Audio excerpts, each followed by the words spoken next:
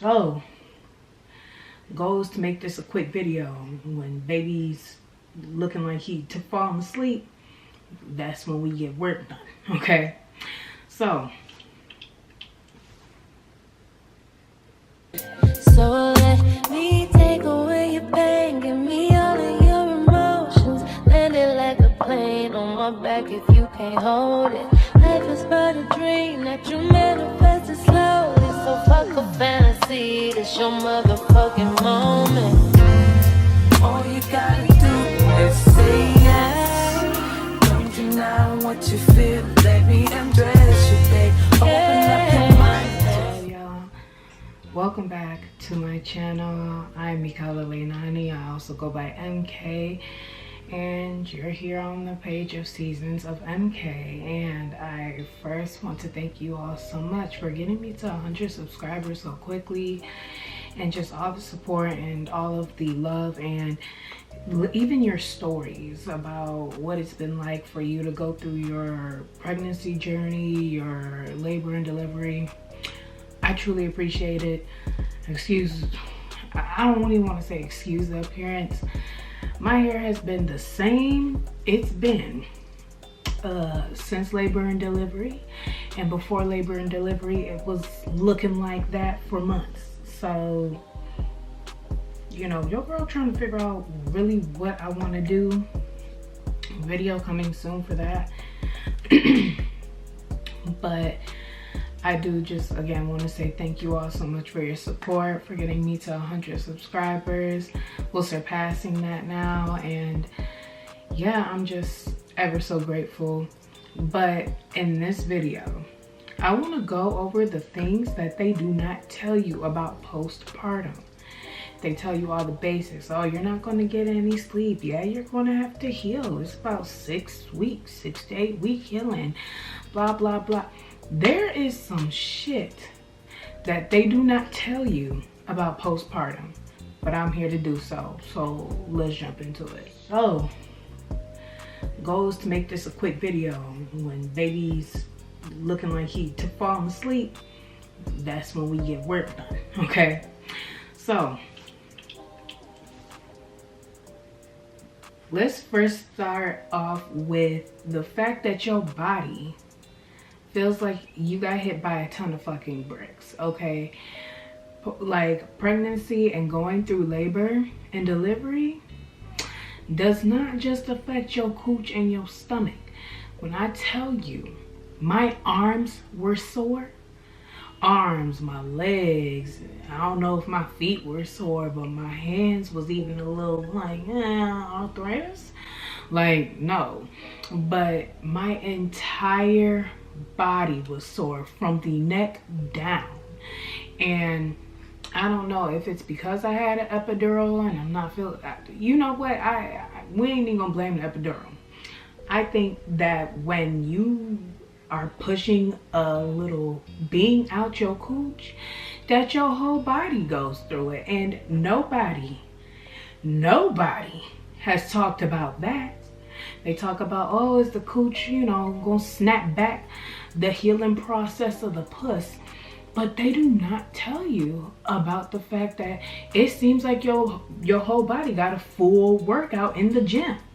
So beware. Don't think it's just your cooch that you're gonna be feeling, your cooch and your stomach. It's neck down. Number 2, when you are healing, I was actually talking to some girl, or some girl sent this to me on Peanut, which is an app where you can meet like other moms, becoming moms, and you know, things like that. So you can have mom friends, essentially. It's an app for moms to find mom friends, or becoming moms to find mom friends.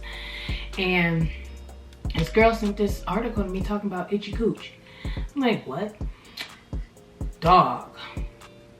Itchy cooch is real after pregnancy, and it's not a sign of infection. I mean, it possibly could be, but when you're going through the healing process, I ended up getting some stitches.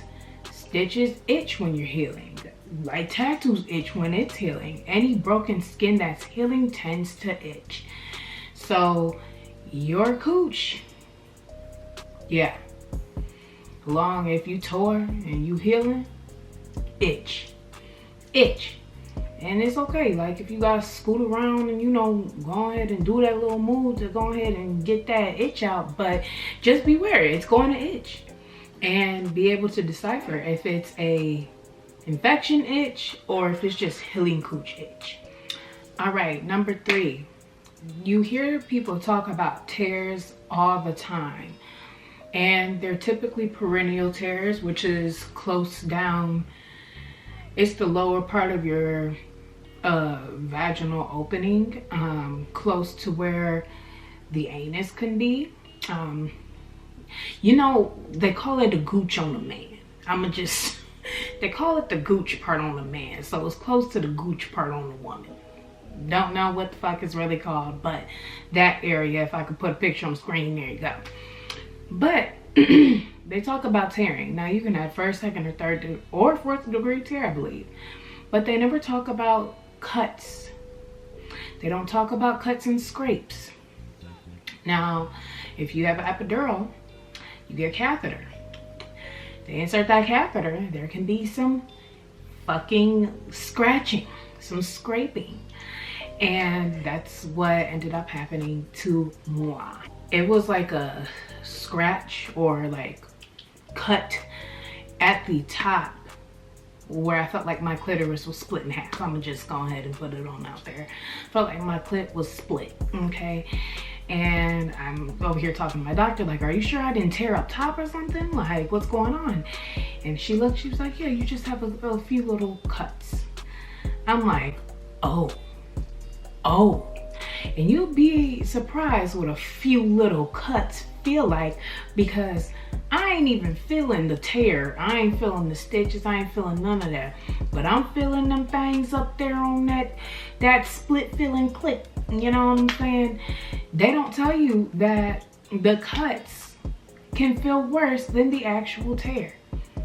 So beware. And I don't know if this can happen with, like, if it was just because I got an epidural. I mean, but I feel like it could happen with a non-medicated birth as well. I noticed my gynecologist that was birthing my baby for me, well, helping me birth my baby, the fuck, she was pushing around to help push, you know, everything back so my baby's head could come on out. So I don't know, with all the pushing and stuff, if that caused some abrasion to the clitoris area, but who knows? All I'm saying is beware that those cuts can be feeling worse than the tears. Now, 4th, like I said, you got cuts and tears and shit, right? The pee after those things, that's like, peeing can be the worst, okay? Peeing can be the absolute fucking worst. Because when I tell you, the burning, the stinging, yo, like, I feel like I wouldn't wish that on my worst enemy, because that's peeing. Every time you pee and it burns and stings and it hurts, bruh, they ain't even warn me. I never heard another person in a video even talk about the fact that, oh yeah, when you pee, it can be painful. And when you talk about going on 2 weeks of peeing in pain, bruh. Now on to the 5th thing. I feel like I could have alleviated so much of the thing that I went through, which is the cut, the sting, pee, burning sensation, all that. I feel like I could have alleviated everything. Well, I could have lessened the amount of time that I had to experience that if the hospital would have told me how to properly treat the area so it would heal. Now, they told you, like, they'll tell you, oh, keep your area clean, blah, blah, blah. And by all means, of course. But they give you all of these different products to use to make your healing more comfortable. They'll give you witch hazel pads, dermoplast, ice packs, those big ass pads and underwear. And They'll tell you, you know, use these things to ease the discomfort and help your healing. But I was sitting there doing and using these products and feeling like my healing was just taking, it's taking too long. What's going on? And when they tell me, keep these in your pad to help you and ease discomfort, I'm like, okay, but is the discomfort really supposed to last this long? This is why I'm saying I felt like I could have really lessened the amount of time I dealt with it, because I went on Dr. Google. Now, you don't want to use Dr. Google for everything, but Dr. Google actually fucking helped your girl out. My thing is Dr. Google had told me, keep the area clean and dry. Dry. Now they're giving me all these products that's wet, moist, wet as fuck, and I'm prolonging my process of healing. I looked at Dr. Google. I said, all right, doc, I'm gonna give you a chance. I'm gonna try this out, okay? I tried it out. Within 3 to 4 days of keeping the area clean and dry, I have healed more than I, you know, probably healed within the last week and a half. So if you keep your area clean and dry, you might have a speedier recovery instead of using all of the pads and stuff like that. I mean, yes, they are helpful. I had to hold the witch hazel pad on my whole cooch when I was peeing so I wouldn't feel the stinging, but I kind of had to G up a little bit and like kind of take a little bit of the burn. But actually just keeping my whole area dry all throughout the day, it would just lessen it more and more to where it goes away. Instead of me actually using all the pads and keeping the moist wipe in there and whatnot, and me having to actually do that to actually pee, because I felt like I was prolonging the process essentially. So just keep your area clean and dry if they don't tell you that before you leave the hospital. That's how you really help yourself with a speedier recovery, in my opinion. And last but not least, it's a weird one, but I experienced it and it was not fun. So obviously we had gas through our pregnancy. I know I'm not the only one. And this is when you could get away with farting in public and not really giving a fuck. Now I'll fart in public and I still won't give a fuck because, nigga, I just had a baby. Fuck you, me. Go argue with your mama, not me. But those farts, if you sitting down and they roll to the front, baby, you better tilt to the side or something. Don't let that fart come up the front. Do not let that fart come up the front, because baby, that is uncomfortable. It don't feel good. It don't feel right. It don't feel the same as it did before you gave birth. It's a little uncomfortable. So tilt to the side, stand up, do whatever you gotta do, but do not let that fart come to the front. That's all I gotta say. Anywho, these are my 6 tips or 6 things that they do not tell you about postpartum. I wanted to keep it G with y'all because this shit is really real and I've never heard anybody talk about it, and I just want to help y'all out as much as I possibly can, because if people would have warned me, especially with that keeping it clean and dry situation, if they would have told me, I feel like I could have been in a better situation a long time ago. But regardless, you learn these lessons and you can bless other people with the lessons that you learn. So I guess that's why I went through it. I'm blessing y'all with the information that I had to learn. But anywho, that wraps up this video. Again, thank y'all so much for your support. I truly appreciate y'all. So yeah, that's all I got. Please make sure y'all like, comment, subscribe, and share the video. And until next time, I'll be seeing y'all in my next video. Stay blessed. It's